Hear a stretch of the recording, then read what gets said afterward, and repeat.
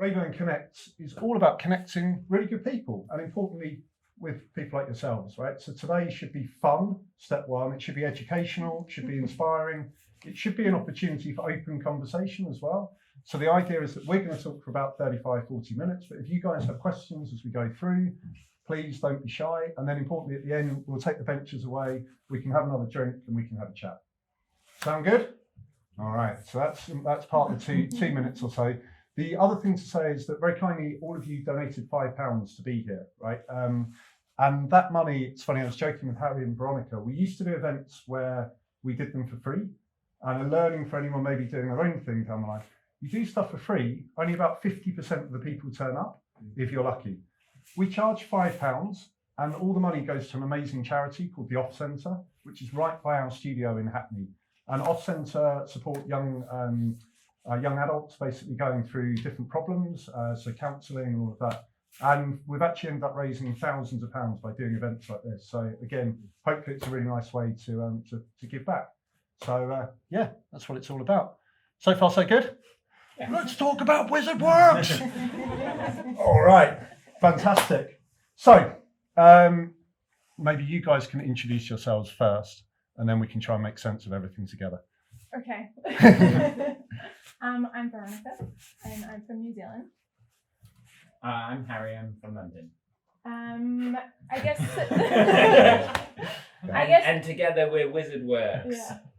Yeah. I guess Wizard Works sort of started from us traveling by bicycle. And actually it's funny because I can pinpoint the exact moment when we became obsessed with bicycle travel. We just moved to Melbourne and we cycled to North Melbourne from our house in Fitzroy. And if I'm going to set the scene for you, this is 2012, beginning of 2012. So we'd known each other for a little bit longer than this, but like August was when we started like officially dating. And then by December, we'd moved to the other side of the world together. So we're not ones to shy away from a harebrained scheme. But so we cycled this like amazing distance to North Melbourne. It was about 4 kilometers. And so from that, we were like, we could go anywhere. And we sat in this cafe and we came up with the plan to cycle around the world on a rainbow colored tandem. Yes. Which we reined in our ideas on cycling around the world, but we did actually, but I think the harebrained thing about it is that we actually followed through with it.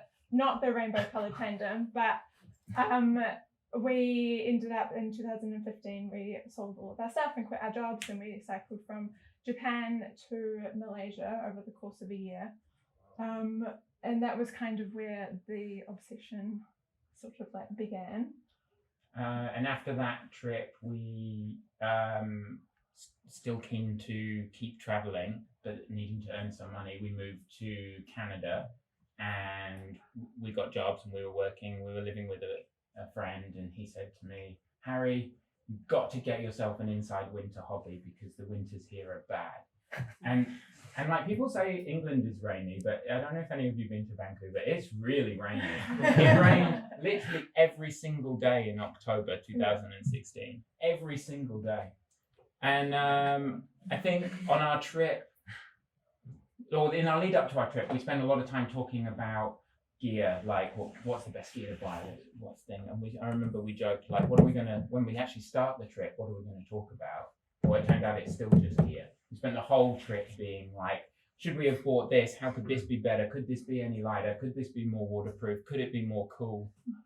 And so I think the combination of coming off of that trip and Jeff's prompt kind of got me into sewing based on the idea that, surely I could make a really nice looking, lightweight, well-made bike bag. It's quite hard. Amazing. How many cyclists have we got in the audience? Okay, right. There's a few people looking down and things, but yeah, at least 50%. No one from Wizard Works. I'm joking, don't I? But that's amazing because it basically, I mean, it's your passion, right? And I guess it's a really good sort of connector between us. I mean. My journey into fashion, in fact, started So I often get asked, "Oh, what's your earliest memory of fashion?" And interestingly, well, certainly for me, it wasn't. Might be for other people. It wasn't reading like grandma's old copies of Vogue or vintage clothing or anything like that. My dad used to renovate 1920s cars, and really a bit of a harebrained sort of slightly mad scientist, certainly very eccentric. You'd come home from school and there'd be an exhaust manifold on the kitchen thing, and whole thing was a fantastic mess. And we lived in a sort of ramshackle place out in the countryside. And anyway, my dad at one point, I must have been 6 or 7 years old. I remember he was going away with his mates to. It was called an auto jumble. So there are these things where you go and loads of people swap old car bits and they geek out about all of this stuff that we all kind of geek out about different things, right? But anyway, my dad had bought this sleeping bag, right? And this sleeping bag was not normal in any way. This sleeping bag was an old German military sleeping bag, and I'll stand up to sort of show this. Does anyone, do you know? No. Right, so this thing had 2 layers. It had the quilt inside lining and sleeves, and a big hood, and you could put your ears through the hood, and then a zip here, as well as the normal zip that you'd have for a sleeping bag. And then it had a waterproof outer shell, and you could zip this thing off, and then tuck it behind you, and walk about like a snail. And I remember, as a kid, just being like, oh my God, that is one of the coolest things I'd ever seen. And it's the way that I design and I sort of live today. It was this thing designed for pure function, but had so much fun to it as well. And I think it's a really good connector between what you guys do and what RÆBURN's still all about today. Because my sort of, my journey to sort of realising Wizard Works was a fewfold. I've been a cyclist pretty much all of my life. I've always been one in London. It's for me the best and easiest way to commute around a town, of course, and just really good for the noggin. You have to be careful because there's a lot of, unfortunately, pretty idiotic drivers around. Sorry, I didn't mean to look at you on purpose. I'm not suggesting you're a driver. Don't worry. I'm just a cyclist. Yeah, perfect. Well, you're definitely in the right space. And anyway, I guess you were saying about this idea of kind of kits and gear and all of this, and you guys, I start to know about when you were down in Peckham as well. So I guess maybe that's a good point to pick up what you've been up to recently, the journey from Peckham to Greenwich, what you're doing today, and then we're going to try and make a little bit of sense of the products themselves. So we moved in March to a new space from Peckham to the Design District in North Greenwich. Has anyone been to the Design District? A couple of people. You three have. Right, so this is a lot of you will know the O2. So of course the old Millennium Dome and that area there, and where you've got as well the cable car going over the Thames. I'd really recommend going for a visit to that area now because they've developed it a great deal, and culturally, it's going to be a place of real significance going forward.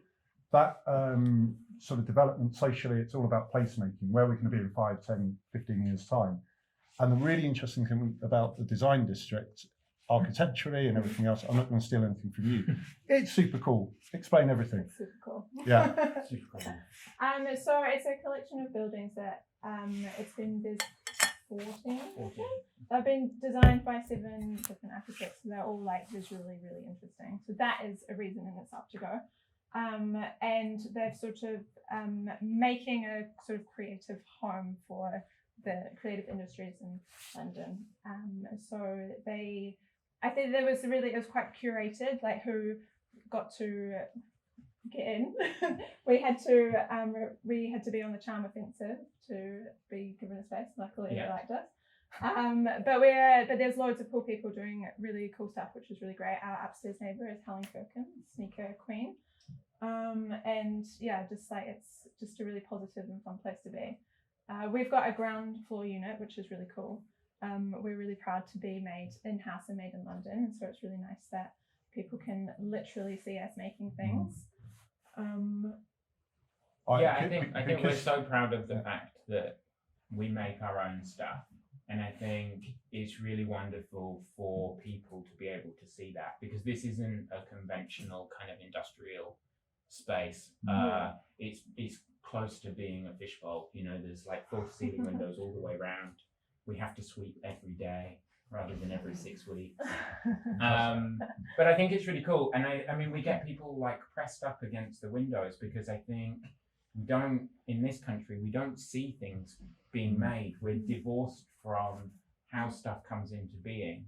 And I think it's really exciting to be able to show that to people in our own kind of little way.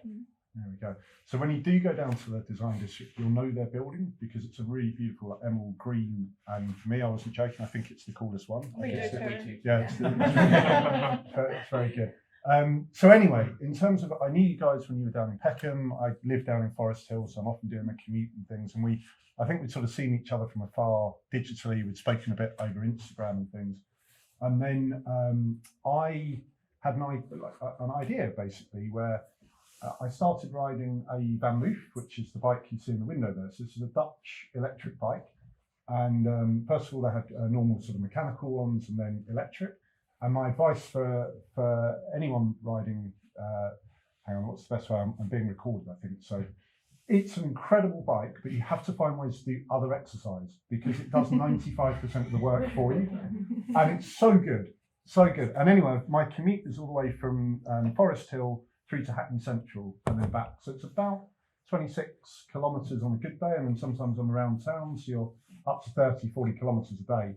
So actually having an electric bike has sometimes made the difference between me thinking, oh, it's the end of the day, I'll just get on the train and not, because it's pretty revolutionary. And then the good thing, all joking aside about the exercise thing, you can do different settings where, you know, if you're feeling a bit more energetic, you're good.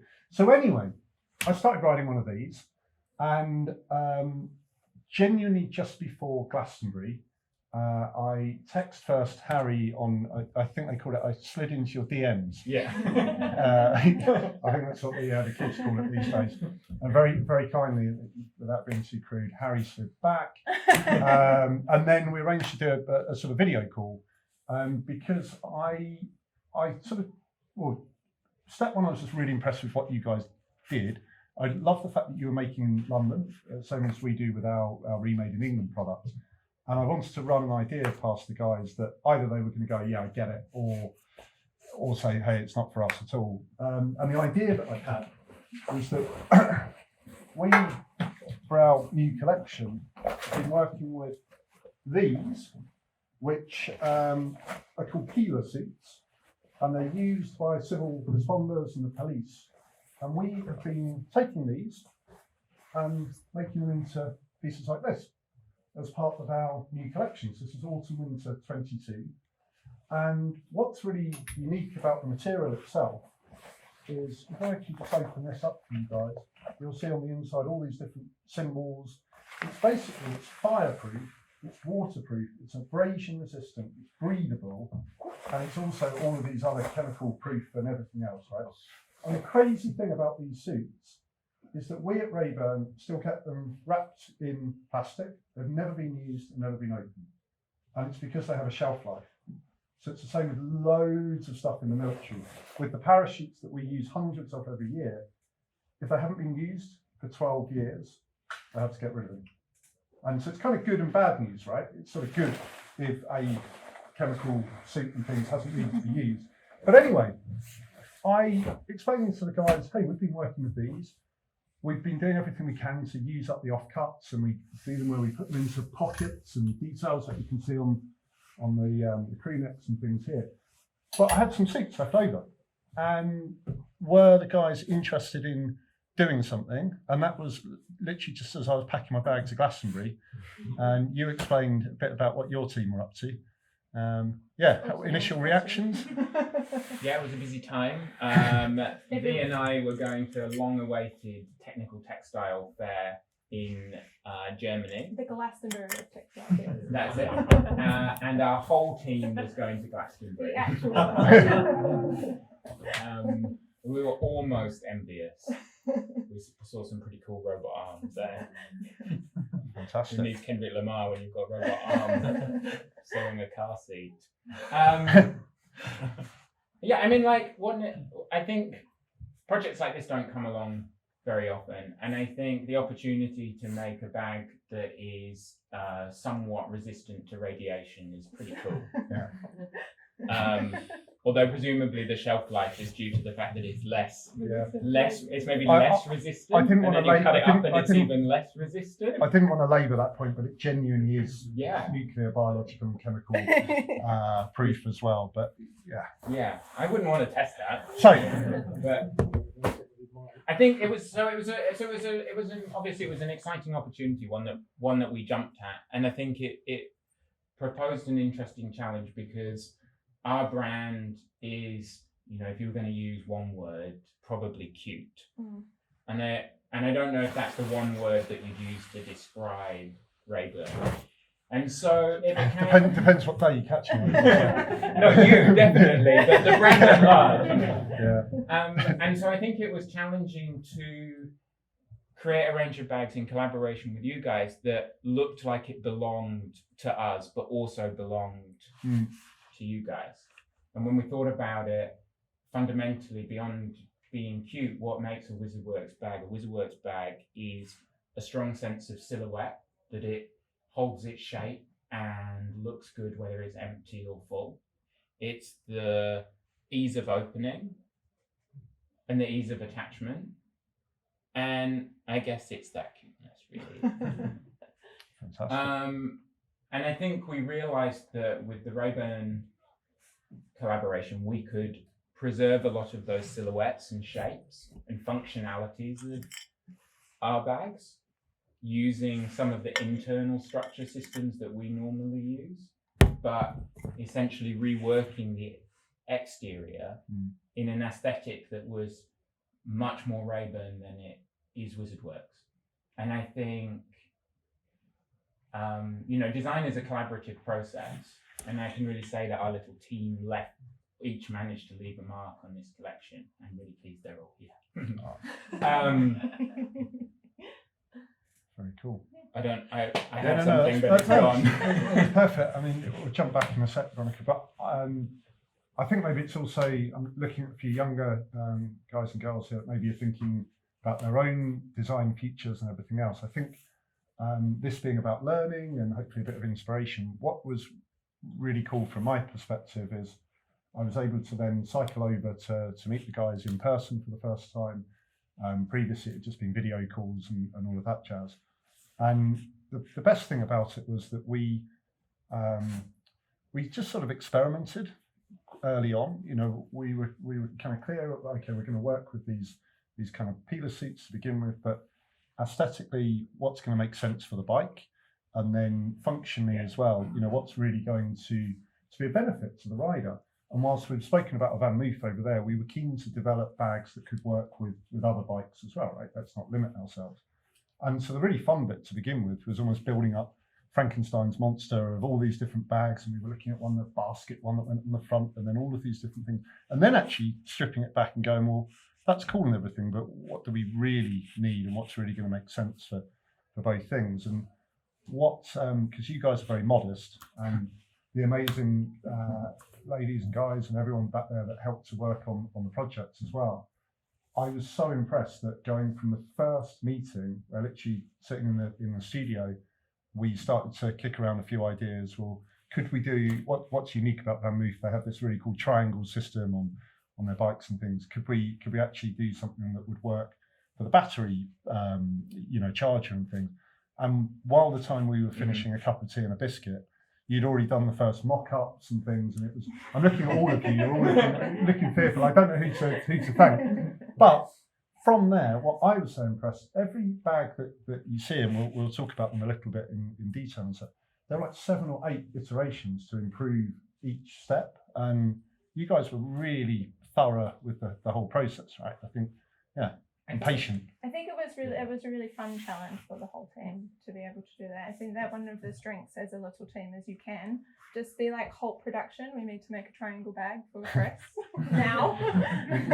we joked it was a Dairy Lee bag to begin with, Perfect. So it was like if anything, it was a really fun process, and it was really, we all, the bags would be made, they'd come back, everyone would stand around, we'd talk about it, we'd discuss how cute it was, could it be cuter, But they're tough. That's the thing. Tough and cute. I think it was exciting to be able to make something that looked tough. Yeah. For a brand that makes mostly cute things, I think these are kind of, I mean, they're still a little bit cute, but they're tough. I mean, it's back to that the sort of functional and fun coming together. So without it being too QVC, we just thought it'd be cool to talk a little bit about some of the. Everyone's seen QVC, right? We're about to go onto the big screen. We're just live onto QVC, but we thought it'd be cool to at least just explain a little bit about the way the bags work and a bit about the functionality and everything else. This is a snack bag. Well, technically they're all snack bags. Yeah. This is a STEM bag. As modelled on the Van Moof over there as well. So at the moment, just to explain, this is kind of really built up. But of course, you don't need all the bags. You can just have one. And I found, so I tested when we came for the first meeting. I bought a few bags. And I just tested them, and I couldn't quite work out how I hadn't had them anyway, because they're so helpful, not just for snacks, but you can chuck your keys in, your phone in, and it's super just simple to really easily open everything. And then tested a little beer. Yeah. While the bike was stationary. I can confirm it did fit in. Yeah. And had some insulating effects. Yeah, I think that being able to carry a little beer is good. I think if you ride a bike and you don't have a bag on your bike yet, what you're missing is the transformational effect of having some stuff at hand. Cars know what's up. They have glove boxes and places for you to put your phone and stuff, because they understand that whilst you're traveling, you need access to things. Gloves. Or the journey is better if you have some stuff with you. And what that stuff is might vary by person. Maybe for us it is just loads and loads of lollies. But it can also be carrying an extra layer if the weather is changeable. Keeping your phone at hand if you need to stop and make an emergency, take an emergency meeting. So, and I think the other thing with the Van Moof that's interesting is the design of the bike is really cool in that it's incredibly simplified.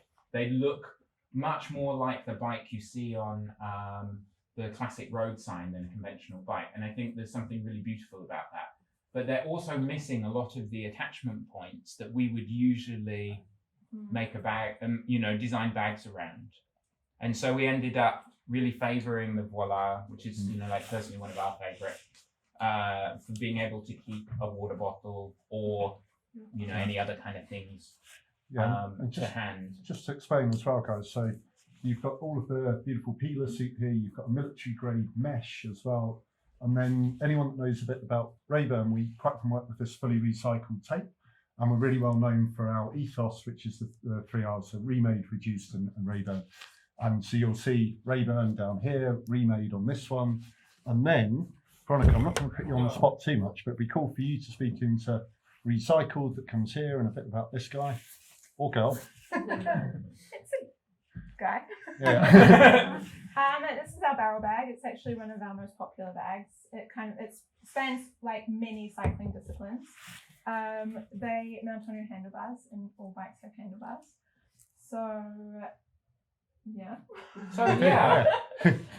Where lots of our bags have like an internal structure. This is so they look cute, whether they're empty or full. So this one has a recycled HDPE plastic. So it will remain its cute shape. It doesn't matter what you put in it. We can do a demo, and then because of that, you can operate the zip with one hand.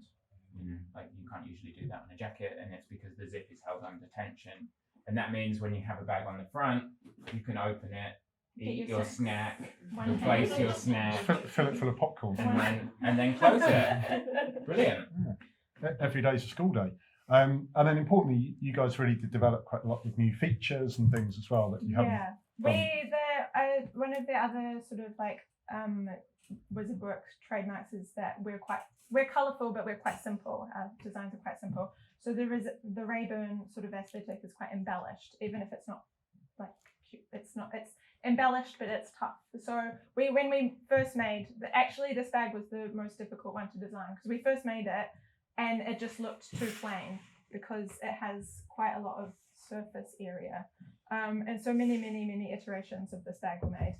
And we settled with this elastic bit in the front. And you can stuff your gloves in there, your glove box, if you get warm. So it's functional, but I think that it really helped with the sort of embellished but tough look. So you'll notice the pullers, they're normally, all of our collection is called coverts. It's all about being stealth and again, really functional. So the original pullers come with the black that you can see there. But we've also got the option just to switch it out to orange, because again, I really found with the ones I bought from you guys to begin with, it's super helpful, right? To have the orange just for visibility as well. So yeah, that's the recycled. And then, whoop, oh, there we go. So the little Presto and the Voila live in these are Wizard Works bags that we reimagined. But this was a frame bag that we don't make. So this is the only bag that we designed completely for this project.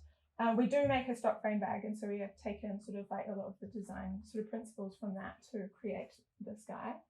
Yeah, one of the things that was interesting is that the Van Move frames have what we call a growl unit under the top tube, which is where there is the charging point for the battery, but there's also a speaker. Are you going to make it growl? I'm really hoping that. But I might turn it off because carry on talking, Harry.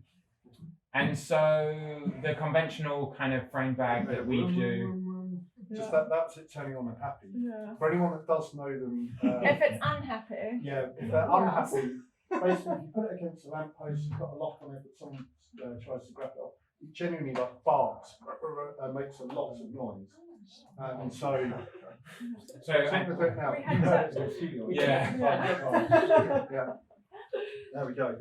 And so I think our conventional frame bag shape wasn't going to work, but we really liked the idea of reimagining this kind of original 80s triangle frame bag that was popular on mountain bikes in the 80s for the Van Move. And I think the shaping kind of really plays into that really chunky shape of the frame with the kind of parallel line. It kind of makes sense. Great stuff. So, without, again, all joking aside, without it being too QVC, what I've been really impressed by, the triangle bag's £95, this one's 85, and the stem Voila are 65 quid. So to be handmade in Greenwich for that price from remade products, I think it's incredible. So, real credit to you guys, and we're just so proud, obviously, to have them in store and online. I know you guys have them as well. Before we start to think about questions, maybe from the audience, we're going to do a little bit of interactivity. Back to the peeler suit. For anyone thinking maybe one down, I'd like to go at remade.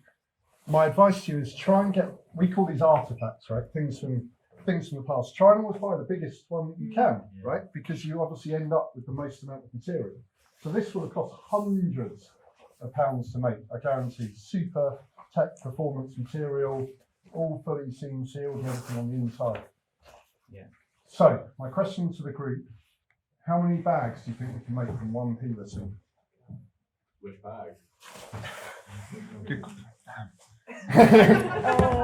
I mean, they're quite a combination of bags. They're quite similar in the material they use. It wouldn't make a huge difference. I'm worried that now it's going to be way too high and people are going to be disappointed. Any ideas, hey guys? 8. It's good starter. Any more for any more? Can you use the arms and legs? You can use whatever you want, madam. Yeah. The whole point is we really, once the bags are made, they're tiny scraps only that are left. So we've got 8. What about you guys? 10. 12. I can see what's happening here. Yeah. Keep on going. You can go for 40. 20. Oh. 19 bags. 19 bags from one suit. And one suit that would have just sat in a warehouse with nothing to do. So I think that's pretty amazing. And the analogy that I always use with Raeburn is everyone's seen things like Blue Planet 2, David Attenborough, talking about incredible nature.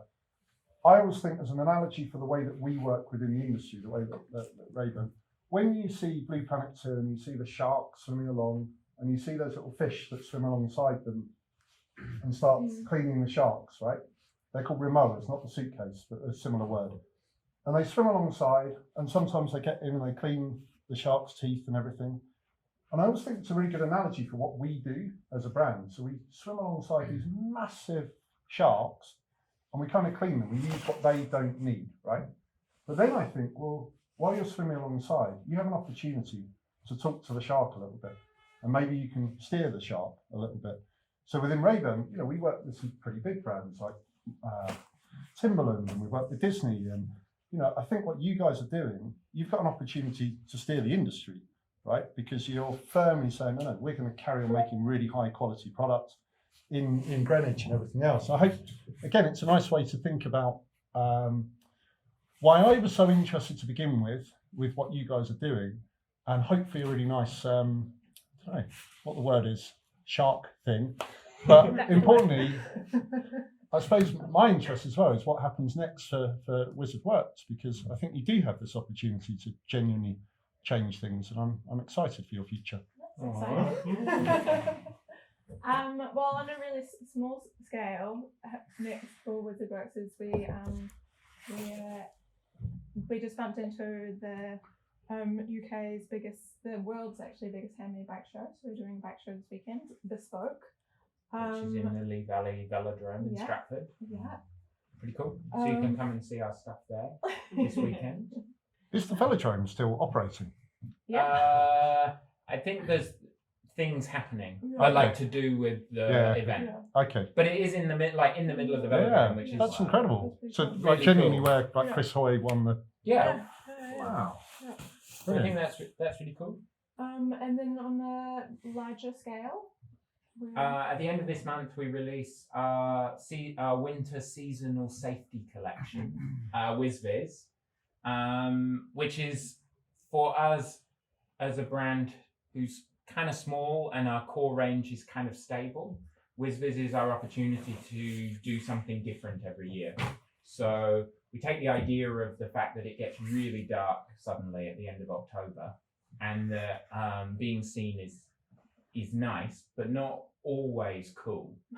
And we try and make being seen cool.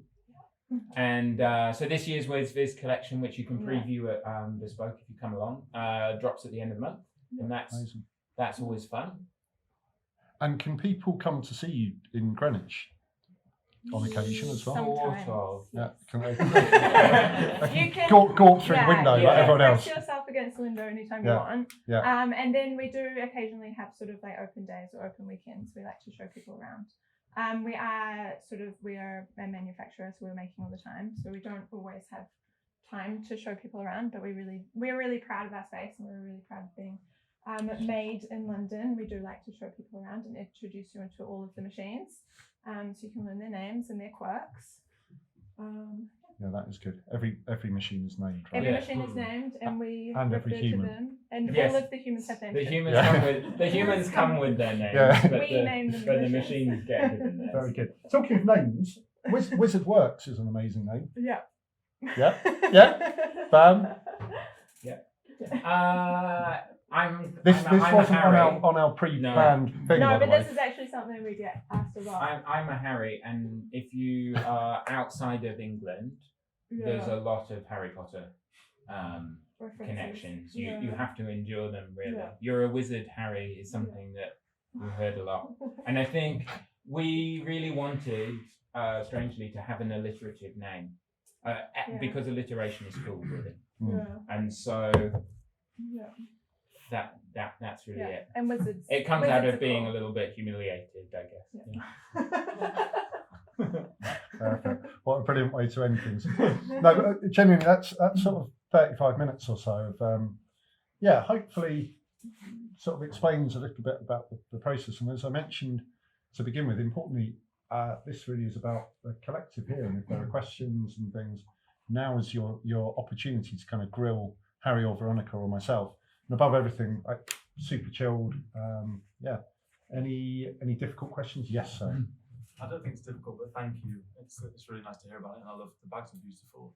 They're really, really like. My roommate has a Van Moof, and I've heard a lot about that bike. Has it He barked loves at it you? more than it has. Yeah. Every time he comes in the flat, he sends Growls. a submarine bell. Yeah. Perfect. It's very loud. It sounds like a great flatmate.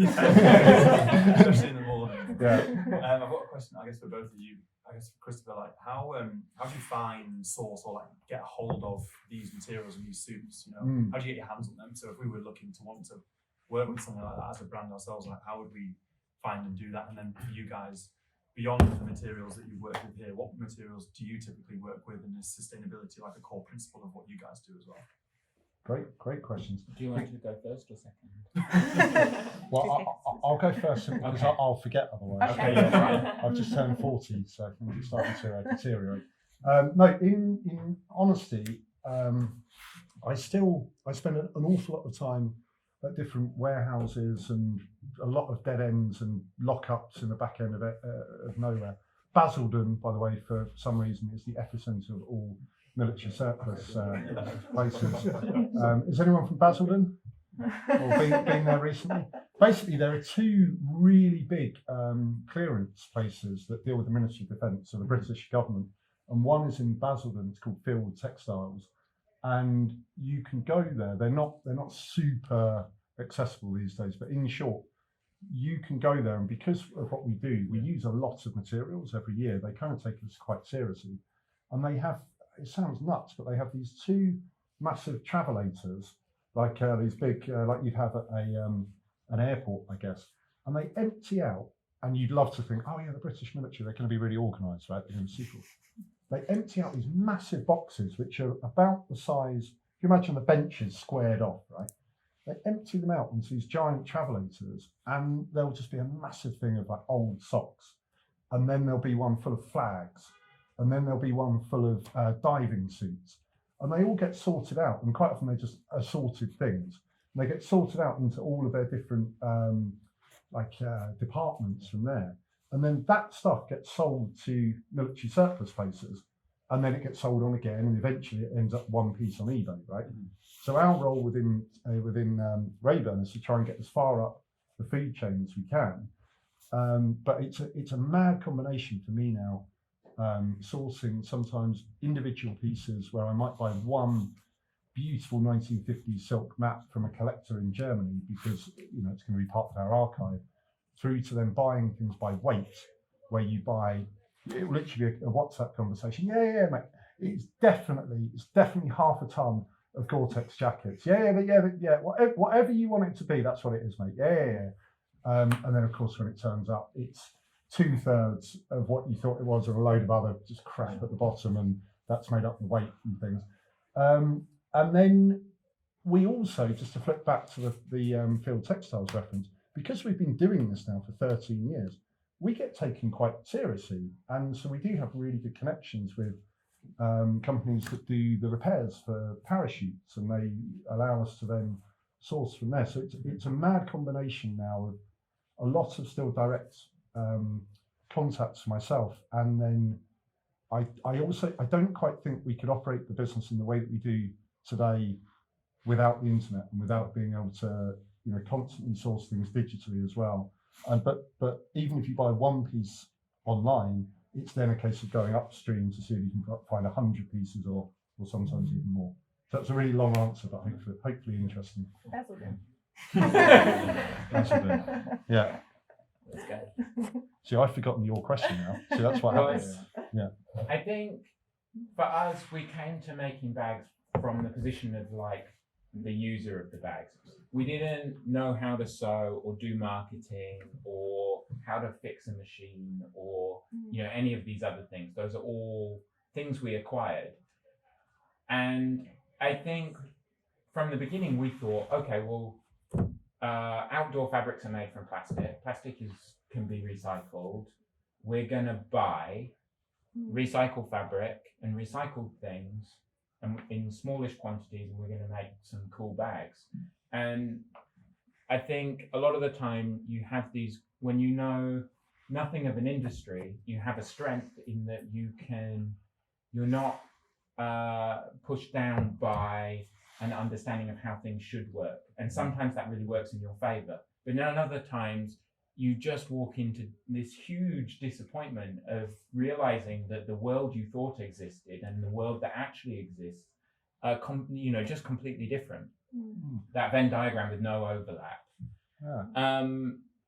And I think we have been on a journey ever since WizardWorks became a company to find that material. The reality is we make bags that are used in outdoor adventures, and the fabrics have to perform in a way that a lot of other fabrics don't. They have to be durable and water resistant beyond that which Fireproof. And it really helps to be a little bit radiation proof too. No, they have to be good, and so we could compromise on the quality and the performance aspects of the fabrics that we use easily to get something that was more sustainable. But I think the thing that is interesting is we've also been on a journey as to what is sustainable. Our first thought was sustainability is biorecycled textile. And I think what we've understood is what makes a textile is complicated. There are different layers in the processing. There are different places that make things, and different people, different companies that have different ethical standards. And so I think part of our journey has been learning, and I think now we're at a point where we're starting to really make some inroads into that. We're primarily working with a mill in Germany called CF Weber, who we're very proud of, partly because they are willing to lower they have much lower minimums for their fabrics than a lot of other mills, and they're prepared to, in that way, invest in us as a small brand growing. But they're also innovating, and I think one of the things that's really exciting at the moment is we have what we think could be the fabric that we've been looking for. That's a fabric that's made from recycled plastic in the middle. The coating on the inside of the fabric is water-based rather than an oil-based coating, and the coating on the front is non-fluorocarbonated, which is really the trifecta of three cool things in a textile. And as a result of that, because all of those layers are water-based, in theory, the end user could recycle the fabric because it's not three different things bonded together. And I think that becomes an interesting kind of conversation. Could we make in the future a bag that was all recycled polyester, so that the whole bag, could be put in a recycled unit, rather than going into the waste stream because it can't be separated from its thing. I think the interesting thing when we started WizardWorks is that I thought that by being small we could be really sustainable, but actually as you get bigger, as we've gotten bigger, like it's unlocked sort of things that we couldn't afford the minimum quantities, or people wouldn't deal with us, or you didn't get the sort of the bigger we get, the more sustainable we could be, which is not how I thought that it would go. But now that we're in it, it makes a lot of sense. Yeah. But it's a really driving factor for us to grow more so that we can be more sustainable. Amen to that. And one thing you haven't touched on, again, I think you're very modest. You make really high quality items to begin with. And I never think people talk about the longevity of things enough. Like, you make something really well to begin with, and you can repair that thing. That's a brilliant start. Oh, so, 100%. And like the fabric choices we make within our industry are fabrics that are all about durability at the expense of maybe being a little bit heavier. And a lot of other people who make bike bags, they choose the lightest fabrics to produce the lightest product, because in cycling there's a kind of obsession with weight or the lack of. And we have tried to steer clear of that because we really believe in durability. We've seen the difference between these fabrics. You're talking about like 6 times the difference in durability for 30% saving in weight. It's a big it's a big thing. So, did you try a source in the UK? Yeah, so I mean, we had to be honest, we had to really rein in our kind of like let's buy in the UK thing quite quickly and expand that to let's buy from Europe, because we really got rid of a lot of this industry. But having said that, there are things that we can buy in the UK. There are people that we deal with in the UK. We choose UK resellers if we can't access material directly, as opposed to continental resellers. We have UK made accessories. We have a company who makes foam and plastic and cuts it. And they're in the UK. They're in Birmingham. They may be the worst company, Okay, right. but It's a bit like they're in the UK, and that, I think that's important. Yeah. If Yeah, no, it's a bit like irony when I was talking to a colleague who's advising a London sock company that they're all manufactured in Portugal. But and what about you, Christopher? How much do you source in the UK? Well, all of our remade products, we're generally sourcing the material here and then we're physically making everything. We're completely transparent. Our view is make the highest possible quality product in the right place to make it. So we make fully recycled, seam sealed outerwear in Asia because we've actually found, well, the materials are already there. Right. The manufacturers generally are there. That's not to say you can't do it in Italy, or we're certainly not that well set up for it here. But then we do knitwear and jersey in Portugal, and then we do some of our accessories and things here in the UK. So although we're still very small, our views, think globally, but as I say, make the highest possible quality product for doing it. But sort of long term, one of the things that we're interested in within Raeburn, you guys might have heard a little bit about people talk about onshoring now, so moving production back.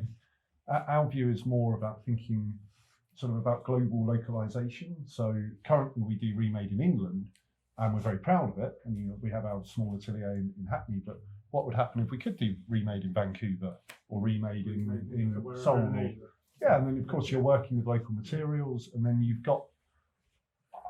basically got a bigger opportunity to massively reduce your carbon obviously footprint in doing that. But this is a long-term dream, I guess. But then on the same note, I don't think it's about us. It's about finding like-minded companies that get it. Yeah. I think that's a much more modern approach to business in general.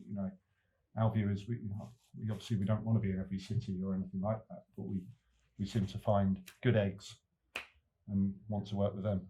I think this is a really interesting question, because I think for us the most important thing isn't the bags, it's the making things in the UK. It's employing people to do that, and it's not because other things don't exist. It's not because other things are bad, but I think it's become about seeing that this industry that we've become part of, there isn't much of it left. When we hire for machinists, there's loads and loads of people who want, young people who want that work, but there just isn't enough jobs to give them. I think, and you have a dangerous thing where you need too much experience to get too low a paid job in a way, and that that kind of has a timeline to it, that at some point feasibly in the future everyone is going to retire who has, in this country, who has certain skills. Not just talking about sewing, but I think this is a problem we have as a country. I know another company who make welded bike bags, and they can't make them anywhere but China, because nowhere in the world has a 3D fabric. No company in the world has a 3D fabric welder outside of China. Right. And that's a weird. I think that's a weird way to view the world. That knowledge about production and the technology of production is really leaving a lot of countries that used, and I think we used to have, as a nation, we used to have a strong kind of textile industry. No, I think if you can inspire somebody to think, okay, that's there in China, how do we onshore 3D welding? That would be a great thing. I would do it if you gave me the money. And so what's the investment? I mean, I would imagine it would be, like close to $1 million. But then also you need to have the people who know how to do. You need to have the people who know how to do the stuff. Take it to the Dragons. Okay. Yeah. There we go. That's it. Yeah. We've got a couple more questions. Slightly basic question. On your trip through Asia, you mentioned that you found you were constantly questioning the quality or problems with the equipment that you had. And I guess when you started to look at your own company, you didn't want to make a radiation-proof bag or anything like that. But what were some of the issues that you found with your equipment, and what sort of equipment did you have, and how have you mentioned about the framework, which and opening with one hand is fantastic. But other than that sort of thing, what were some of the issues that you faced, and how have you overcome those issues in your products? I think that the biggest thing that we found, like the biggest challenge when we were buying bags for our bike trip, is that we couldn't buy bags that were cute or fun or playful. I feel like it was really easy. That performed really well. I feel like it was quite easy to buy something that was black or grey, that technically performed very well. Or you could buy fun bags, but they were usually on the lower end of the quality spectrum. So I think that it was really going into WizardWorks, it was really about making a bag that technically performed really well, but that had a sense of personality. Technical product that didn't look technical. Yeah. I think that comes in and out of being cool, looking really technical. But in general, I think that core idea was could we make something that had more personality, but that still performed to that. I mean, the truth is, though, at that sort of level, if you are riding around the world, your zip breaks in the back end of nowhere, that's a real problem, right? Because either dust is going to get in, rain, the whole thing just becomes a hassle. Yeah. So back to that thing around sort of longevity, I guess. Yeah, I just think back over my very different cycling career, mainly dual slalom, downhill, then into commuting, and just having the kit that actually worked and you could rely on. That's just so important. We had a photographer in our last studio, in our last building, and she was moving there. And we went to have a look at it, and we cycled along the river. And I don't know if you've ever cycled that coast path River path around it, and you go through Greenwich, and you've got the Cuddy Sark, and then this amazing pub called the Trafalgar that it was like bunting Armageddon during the Jubilee. And then you go a little bit further, and it's there's an active dry dock for Thames vessels, and then a huge cement works, and then a golf driving range, and the dome. Really used to hate the dome, and now we say, dome sweet dome, as we come into it. and then you've got this new suburb becoming, and I think it's interesting because we've lived in a lot of different places and seen a lot of new suburbs, and they all have a similar lack of soul. And North Greenwich, it has a peculiar energy that feels different to those places. It feels like something is becoming, and I love the juxtaposition of big flat dome, design district, digging a tunnel, fixing a ship. And then on the other side, there's the biggest pile of gravel you've ever seen in your life. It's 4 stories high. I've not noticed that gravel. The river helps as well. I think it's the really river nice. gives a lot then. Yeah, it's really. I recycle from Crystal Palace, and so the last bit of our commute is along the river, and it's really nice.